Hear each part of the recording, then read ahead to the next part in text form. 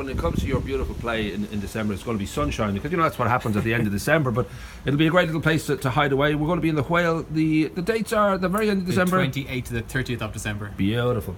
Now, this is The Queen Who Cancelled Christmas. The Queen Who Cancelled Christmas. This is your first play in 13 years. Yes, it is. You did the Dreamcatcher and the Mermaid back in 2005. Yes. That took a bit of time, didn't it? I was busy having kids. There you go. Yeah, busy working and having kids.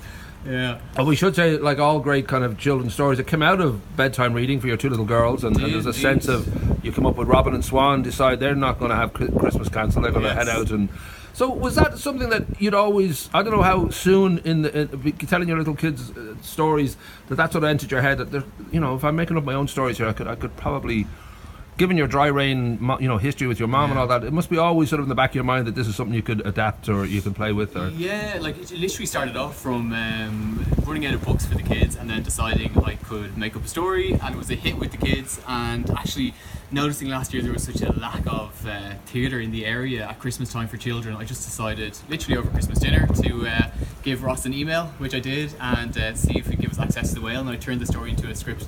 So over Christmas dinner, you were obviously drunk then at the time when. Yeah.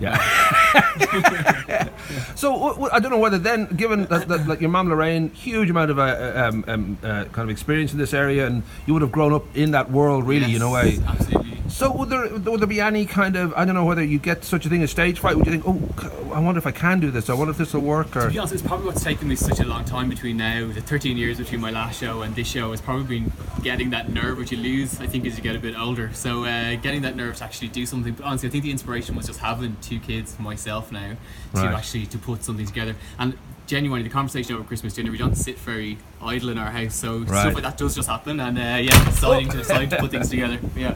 Now we should say that I know with Christmas pantos, there's always a great tradition of the wonderful baddie, the Grinch, if you will, is always necessary, and people who live in Greystones will be very familiar if they've gone into Joe Sweeney's. A Grinch can be great fun to have in your life. Yeah. I mean, was there, in regard to the plotting and all that, the inspirations? I know that you mentioned Donaldson, the author, just writing in rhymes and all that. Were there certain reference points for you? Yeah, definitely. Like, I read an awful lot of Judy Donaldson for the kids, so a lot of like The Gruffalo, they're my kids' favourite books. And so for me, actually, I'd never written in that kind of like verse or rhyme before, so it was the first time putting pen to paper in that way.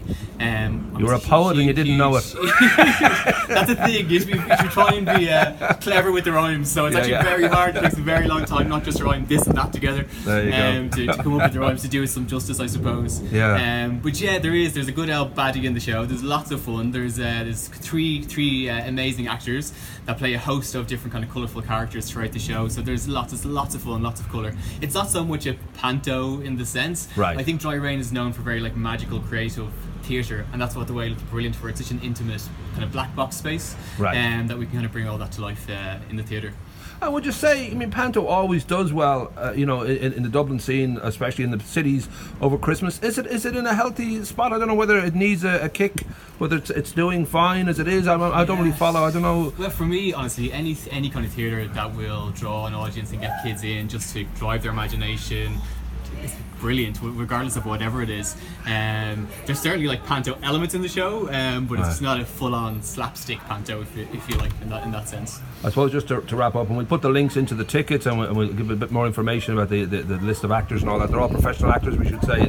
It's not like a youth theatre. As well by a great Irish composer called Donal Rafferty as well on the show, so it's great. Which is great. But I was going to ask, just to wrap up now, we're showing on Wednesday the 19th of December here, we're going to show Elf. We do it every year. Yeah. Did you have particular Christmas kicks that you always, I don't know if there's a family kind of favourites that you always go back to, or movie-wise? Yeah, or even TV-wise, I don't know if there's certain things. Annie, shamefully. Deadly. Is my family's favourite. Right.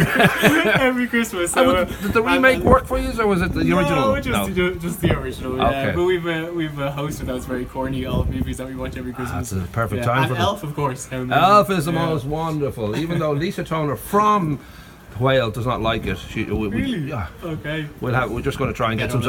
We'll have to get an exorcism or something in there just to try and work that out. But yes, we'll put all the links in, and good luck with your second play. Thank you very much.